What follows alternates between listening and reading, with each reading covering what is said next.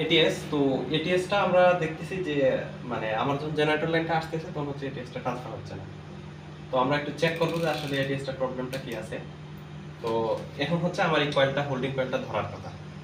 তে তা আমি যদি হোল্ডিং কয়েলে চেক করি তো কয়েলে আমার হচ্ছে পাওয়ার আছে। আচ্ছা কয়েলে পাওয়ার আছে, আমার এই দিক দিয়ে হচ্ছে রিলেটাও ধরছে, আমার এখন জেনারেটর মোটামুটি চালু আছে। তো আলটিমেটলি হচ্ছে আমার কোনো লোড চলতেছে না। তো এখন আমার বাসবারে নাই, বাট জেনারেটর ইনপুটে পাওয়ার আছে, ইনপুটে পাওয়ার আছে। আচ্ছা ইনপুট থেকে হচ্ছে একটা সিগন্যাল পাওয়ার গেছে।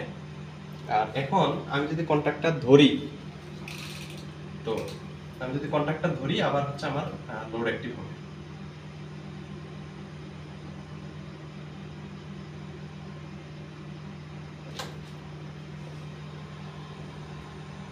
আমার লোড অ্যাক্টিভ হয়েছে। তো